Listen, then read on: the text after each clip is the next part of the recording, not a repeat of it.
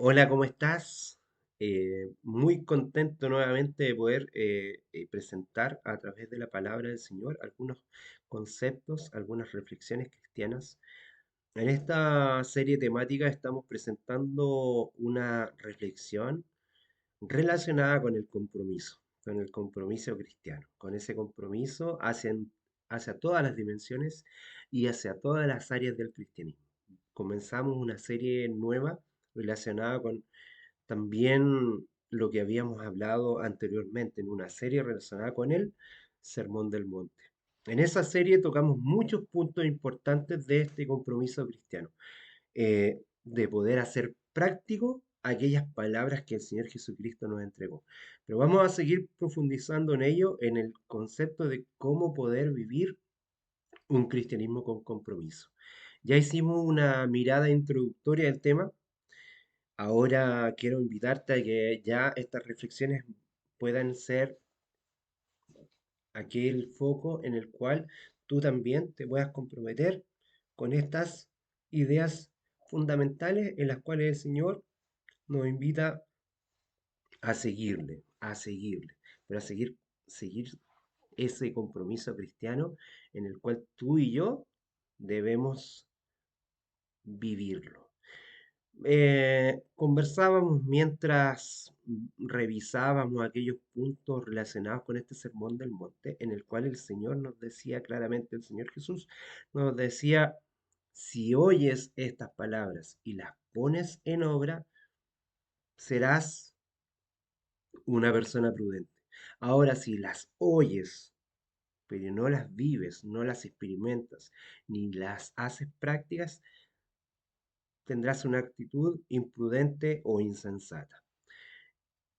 Quiero regalarte un versículo que va a ser nuestro texto clave que nos va a acompañar en esta primera relación del compromiso con nuestro Señor Jesucristo, que se encuentra en el Evangelio de Lucas, en el capítulo 9 versículo 23, que dice, dirigiéndose a todos, declaró, si alguien quiere ser mi discípulo, que se niegue a sí mismo, lleve su cruz cada día y me siga.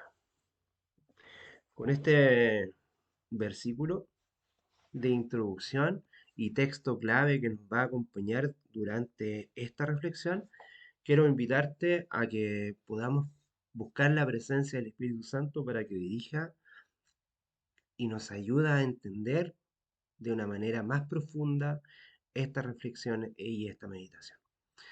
Querido Padre Celestial, primero que nada nos queremos comprometer contigo para aprender de tu palabra, para conocerte cada día más.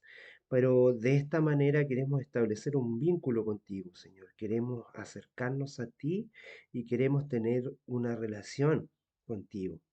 No solamente desde las miradas en las cuales el cristianismo nos da ciertos fundamentos, ciertas actividades, ciertas liturgias, ciertas formas de cómo actuar como cristianos, sino que también comprometernos contigo desde una perspectiva de una relación cercana y una relación personal, porque te estamos mirando a ti, Señor Jesús, como la persona central del Evangelio. Tú eres el Evangelio y nosotros queremos relacionarnos contigo. Ese es nuestro primer compromiso.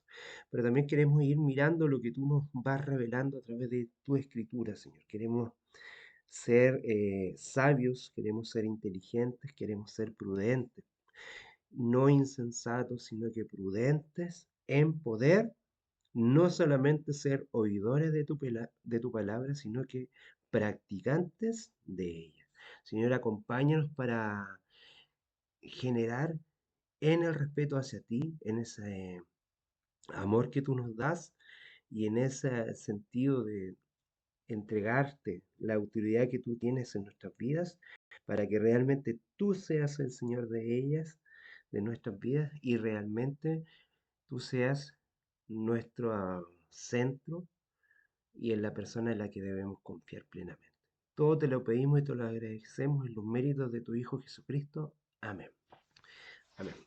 Es interesante lo que el Señor Jesús nos dice a través de este pensamiento, ¿verdad? Un texto muy impactante, muy bonito.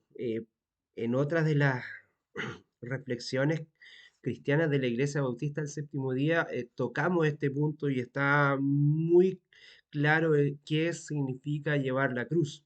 Pero hoy día vamos a orientarlo en la relación con el compromiso. Si observamos todos los días las obras que el Señor ha hecho, ¿cierto? Tanto en el cielo, eh, la tierra, el mar, nos vamos a dar cuenta que Él es el creador y Él es el hacedor de todas las cosas. Eso es lo primero. En todos sus detalles, en todas sus riquezas y su utilidad, la belleza, la fuerza, nunca más abandonaríamos la presencia del Creador. Lo adoraríamos diariamente como lo hacen los ángeles. Adoraríamos su nombre con toda fuerza y alegría. Si lo hiciéramos así, no habría lugar para otro tipo de situaciones, para murmuraciones, para dudas, para el desánimo. No tendríamos tiempo para odiar, para ser codiciosos, para ser mentirosos. Dios en todo su poder, en toda su gloria, se ha comprometido con el ser humano. Nosotros desde la separación de Dios, desde la introducción del pecado, nuestra mente se ha nublado en esa separación. Y eso es el pecado que a lo mejor tú y yo observamos son las conductas erróneas que cometemos, pero el pecado en sí, el concepto central de lo que es la pecaminosidad no es un acto, sino que es la separación con la divinidad, el estar desconectados de la fuente de nuestro poder, de la fuente de nuestra vida, de la fuente de nuestra esencia. Y es como estar muerto, porque es estar sin poder vivir desde la luz, desde el poder tener esa conexión. Porque nuestro Señor, Él es la luz del mundo. Y nosotros, si Él nos invita a hacer luz, es porque nosotros reflejamos su carácter y podemos ser luz para otras personas también. Dios, con todo su poder, se ha comprometido con el hombre. Nosotros que somos tan frágiles y tan dependientes, Él se ha preocupado. Él se preocupa y se seguirá preocupando y nos seguirá cuidando con un amor infinito, con ese amor de que nosotros somos su creación. ¿Qué puedo hacer entonces por el Señor? Nada. Frente a un ser tan grande, solo puedo darle gloria y solo puedo respetarle y darle todo mi honor. Él me creó y me guarda de todo mal, me está guardando diariamente. Soy su creación.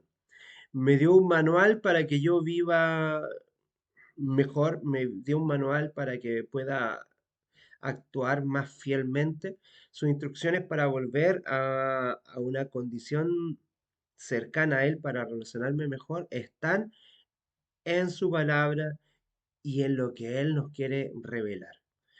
Y Él, en su revelación, se da profundamente en lo que Él nos quiere presentar. Por eso y por todo lo demás, solo puedo adorarlo, solo puedo honrarlo. Si lo menos que puedo hacer es reconocer su soberanía y su poder, su amor, su gracia, la misericordia, su fidelidad, ¿cómo puedo hacerlo? ¿Solo obedeciendo? ¿Esto es lo que el Señor desea de nosotros? ¿Solamente la obediencia? Yo creo que el Señor, más que la obediencia, quiere la fidelidad. Nosotros podemos ser fiel a una persona, podemos ser obedientes a principios, podemos ser obedientes a una ley, podemos ser obedientes a un estilo de vida, pero podemos ser fieles a una persona. Hay una diferencia entre la fidelidad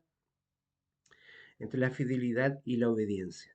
Eso es muy importante que tú y yo lo tengamos muy presente y lo tengamos muy claro. Muchas veces y por mucho tiempo pensábamos que cuando éramos niños que la clave para seguir al Señor estaba en la obediencia, pero la clave está en la fidelidad que Él primeramente nos da. Y el tratar de ser fieles con Él, esa es una clave, porque nosotros podemos quizás en algunas cosas tomar acciones equivocadas, pero eso no quiere decir que tengamos conflictos con nuestra fidelidad. La fidelidad es con una persona y con la persona de Jesucristo. Esa es la claridad. Por lo tanto, uno debe tener claridad en relación con eso, tener un respeto, un temor santo, no miedo, sino un profundo respeto y obediencia a lo que el Señor nos quiere entregar, porque Él está esperando lo mejor de nosotros y porque Él quiere lo mejor para ti y para mí en esta vida en la que tú y yo tenemos. Vemos que nosotros somos muy frágiles, muy dependientes y nuestra necesidad de dependencia quizás también buscamos depender de otros objetos y nos olvidamos de Dios, porque Dios no es objeto, es un sujeto. Entonces muchas veces en este sentido de querer, de querer guiarnos por alguien, objetivizamos nuestras relaciones y miramos a los demás como objetos, pero al Señor es imposible que tú y yo lo podamos mirar como un objeto. Muchas veces lo llevamos en un crucifijo, muchas veces lo llevamos en una Biblia, muchas veces lo llevamos en nuestras oraciones, muchas veces vamos objetivizando al Señor y lo llevamos como un amuleto, como a alguien a quien podemos recurrir en nuestras situaciones y no nos damos cuenta que el Señor es una persona y que nosotros debemos sujetarnos a sus preceptos y no Él a nosotros. Es como que si nosotros siempre estamos en una relación de utilización de Dios, una utilización en nuestro compromiso, pero el Señor es quien nos puede usar a nosotros como instrumentos en sus manos, pero no nosotros a Él. Eso quiero dejarlo sumamente claro también. Pero lo importante primeramente es poder honrarlo desde quién es Él. Honrarlo primeramente como nuestro creador, ¿verdad? Desde nuestra fragilidad. El sentimiento de nuestra fragilidad también lo tenemos que reconocer.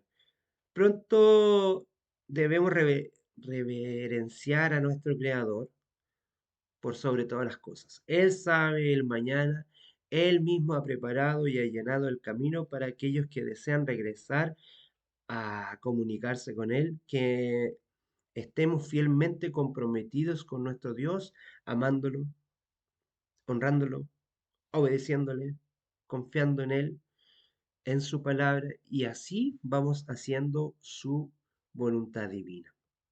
Debemos honrar a Dios. Por tanto, en este sentido, como dice primera de Samuel 2:30, por tanto Jehová, el Dios de Israel, dice, yo había dicho que tu casa y la casa de tu padre andarían delante de mí perpetuamente, mas ahora ha dicho Jehová, nunca yo tal haga, porque yo honraré a los que me honran y los que me desprecian serán tenidos en poco. Primera de Samuel 2:30. Dios no es un Dios vengativo, sino es un Dios de amor y un Dios justo, pero más que justo es misericordioso. Tú sabes porque lo hemos conversado en más de una oportunidad acá. Y Él pone el sol ante justos y pecadores y Él mantiene todas las cosas. Él es el único que merece ser honrado, porque si estamos vivos es por su benevolencia, su misericordia, su amor. El Señor nos honra con su presencia divina, su constante provisión, su eterno cuidado. Este versículo anterior nos muestra cómo reacciona el Señor a lo que le desagrada. Él también, muchas veces por ese amor y por esa preocupación, Él en su respeto hacia nosotros, nos deja, nos da la libertad y muchas veces en esta mirada el escritor del Antiguo Testamento muestra al Señor, al Señor, en este caso a Dios el Padre, ejecutando un juicio, separándose, pero somos nosotros los que nos separamos de Él y son nuestras consecuencias las que producen esta separación. Lo que vemos y experimentamos no es un castigo divino, no es una acción de este tipo. También nosotros vemos a través de la revelación de Jesucristo, como veíamos en el tema anterior, decíamos en San Juan 1:18, a Dios nadie le ha visto jamás. Pero tú encuentras en el antiguo pacto, en el Antiguo Testamento, que se habla de que Dios se comunicó con muchas personas, pero el Señor Jesús revela que Dios a nadie se mostró jamás, sino que a quien enviaron las personas fue a Jesucristo, porque Él es quien le ha dado a conocer. Cuando Dios se hablaba y dice, cuando Jehová hablaba y el ángel de Jehová hablaba por él, era Jesucristo quien estaba hablando por él. También nosotros miramos en el Antiguo Testamento muchos tipos de juicios y dice la Escritura, también en palabras de nuestro Señor, que el Señor a nadie juzga, sino que Él le ha dejado los juicios a su Hijo Jesucristo. En otro de los temas anteriores vimos un ejemplo de un juicio a una mujer adúltera y cómo el Señor Jesucristo actuó y cómo son los juicios de Él. Cuando tú quieras mirar un juicio de Dios, míralo en la persona de Jesucristo, porque Jesucristo es la revelación de Dios. Lo que vieron las otras personas muchas veces en el antiguo pacto fue que el Señor, en su respeto, en su amor hacia a la humanidad y en su amor al respeto que le tiene a las personas, Él, la libre conciencia de las personas, por el libre albedrío, les permitió elegir esta separación y las consecuencias fueron garrafales, fueron tremendas. Y muchas veces pensamos que eso fue la ira de Dios, pero en realidad no. Fue Satanás. Si tú te das cuenta, en el Antiguo Testamento la palabra Satanás aparece solamente 3 veces.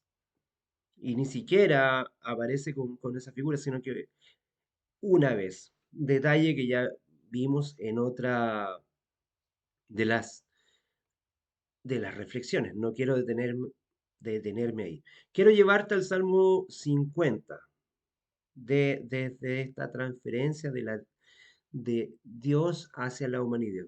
Hacia la humanidad. Dios como creador, por medio de nuestros actos humanos, Él nos va demostrando su amor. El que sacrifica alabanza me honrará, y el que ordenare su camino le mostraré la salvación de Dios. Salmo 50:23. El que sacrifica alabanza me honrará, y el que ordenare su camino le mostraré la salvación. El que se relaciona con la salvación se relaciona con una persona, se relaciona con Jesucristo. Eso es el detalle importante. Se relaciona con una persona, no con una idea, no con una doctrina, sino que con una persona, con la persona de Jesucristo a través del Espíritu Santo. Pero el Señor nos va diciendo, yo siempre, amados, debemos recordar siempre que la obra es del Señor. Te invito a mirar en 1 Corintios 3 lo siguiente. Yo sembré, dice, Apolo regó, pero Dios ha dado el crecimiento. Así que no cuenta ni el que siembra ni el que riega, sino solo Dios, quien es el que hace crecer. El que siembra y el que riega están al mismo nivel, aunque cada uno será recompensado según su propio trabajo. 1 Corintios 3, del 6 al 9, es lo que nosotros podemos obtener de ahí. En efecto, nosotros somos colaboradores al servicio de Dios. Quizás a ti te ha tocado sembrar la palabra, ¿verdad? Sembrar la palabra. pero hay otros que en otros lugares están cosechando lo que otros sembraron. Y quizás puede ser más impactante, pero el que siembra y el que cosecha recibe la misma paga, porque el que realmente hace el crecimiento es el Espíritu de Dios por medio de poder vivir en Jesucristo. Pablo lo dice claramente, yo sembré, pero Apolo regó, ¿cierto? Pero quien da el crecimiento es nuestro Señor Jesucristo. Cuando leemos esto, nos damos cuenta que porque somos nosotros hechura de Dios, creados en Cristo, creados en Cristo Jesús para buenas obras, las cuales Dios dispuso ya, saben cuándo de antemano, a fin de que las pongamos en práctica, como dice Efesios 2:10. No hay nada que podamos darle a Dios que no provenga de Él mismo. Nosotros sabemos claramente que todo lo bueno proviene de Él, del Padre de las Luces. Y poderoso es Dios para hacer que abunde en vosotros toda gracia, a fin que teniendo siempre en todas las cosas todo lo suficiente, y todos podamos abundar para toda buena obra. Segunda de Corintios 9, versículo 8. Preguntémonos, ¿quién le ha dado algo antes para que él tenga que devolvérselo? Porque todas las cosas vienen de Dios y existen por Él y para Él. Romanos 11, versículos 35 y 36. Todo lo que hagáis, hacedlo de corazón para que, como para el Señor, y no para los hombres, sabiendo que del Señor recibiréis toda la recompensa de la herencia, porque a Cristo, al Señor, sirves. Tú le sirves a Cristo. Y todo lo que tú puedas hacer, hazlo de corazón, como si se lo estuvieses haciendo a Cristo. ¿Te recuerdas cuando lo mencioné y dije, muchos de nosotros quizás en los días postreros diremos, pero Señor, si yo no hice nada por ti, es que si tú lo hiciste con la viuda, con el huérfano, con aquel desvalido, es como si lo estuviese haciendo conmigo. Porque con el resto de las personas tienes que demostrarlo con amor, con tu humildad y con tu amor para poder realmente vivir el Evangelio de nuestro Señor. Hacerlo todo para la honra y la gloria del Señor. Todo lo que hagáis, hazlo de corazón. Colosenses 3, 23 y 24. Debemos obedecer al Señor. Jesús respondió y le dijo, si alguno me ama, mi palabra guardará y mi Padre lo amará y vendremos a él y haremos morada con él. Mira qué lindo lo que el Señor Jesús te dice. Si alguno me ama, mi palabra guardará. La palabra escrita la pondrá en obra, la pondrá en práctica. Y mi Padre lo amará y vendremos a él y moraremos. El Espíritu Santo morará y pondrá tu corazón lleno del Espíritu para que puedas vivir en Jesucristo. El Señor Jesús ha hablado exhaustivamente al hombre acerca de esta relación de fidelidad, más que de obediencia, de fidelidad. Si alguno me ama, yo puedo obedecer a alguien, pero a lo mejor no lo amo. Cuando tengo fidelidad, logro amarlo. Juan 14, 23. Si el Señor Jesús, cuando estaba aquí entre los hombres, siempre fue fiel con su Padre Celestial.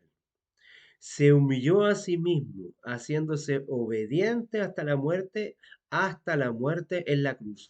Quizás para muchos el Señor Jesucristo fue alguien disruptivo, fue alguien revolucionario, fue alguien que vino a quebrar ciertas tradiciones y ciertas leyes que pareciera que para algunos él estaba violando ciertas leyes, pero no, él estaba siendo fiel a los principios de su Padre Celestial. Estaba siendo obediente y fiel a los principios de su Padre, más allá de los principios que ellos pensaban que tendrían que vivir y revelar.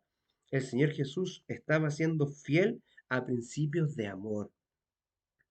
Eso es lo importante, lo fundamental. No os conforméis a este siglo, sino transformaos por medio de la renovación de vuestro entendimiento para que comprobéis cuál sea la buena voluntad de Dios, la cual es agradable y perfecta, como lo presenta Romanos 12 en el versículo 2. El Señor quiere que nosotros podamos tener la plena convicción y la sabiduría en el compromiso relacional que tenemos que tener con nuestro Dios. El principio de la sabiduría es el temor de Jehová. El buen entendimiento tienen todos los que practican sus mandamientos. Su loor permanece para siempre. Salmo 111, verso 6. El principio de toda sabiduría es el temor de Jehová. Tema muy importante que vimos en uno de los temas relacionados con el miedo. Tenemos dos reflexiones relacionadas con el miedo y el temor. El temor de Jehová es manantial de vida para apartarse de los lazos de la muerte. Es un principio de sabiduría, el poder entender el temor al Señor de una manera correcta. El fin de todo discurso oído por el ser humano, como lo expresa Eclesiastés en el capítulo 12, verso 13, es temer a Dios y guardar sus mandamientos, guardar los mandamientos de Él, porque esto es todo lo que el hombre debe hacer. Es el todo del hombre. El fin de todo discurso, temer a Dios y guardar sus mandamientos. Pero en temer a Dios desde una perspectiva de relacionarse y de actuar con sabiduría, como lo hemos puesto el énfasis acá. Mi invitación en esta oportunidad es que tú te relaciones en un compromiso santo y en un compromiso de amor y de humildad con nuestro Señor, entendiendo que Él es el Señor de todo y que Él siempre va a querer lo mejor para ti. Comprométete con Dios, comprométete con su palabra, comprométete con el Espíritu Santo que habla en tu corazón y que tú le puedas escuchar. Comprométete con la palabra de Dios. Cada vez que escuches la palabra de Dios, cada vez que se cite un versículo, vuelve a estudiarlo, mira el contexto, analiza lo que está escrito ahí. No saques un texto fuera de contexto, revísalo bien, entiende lo que está ahí puesto. Que el Señor te bendiga grandemente. Gracia y paz.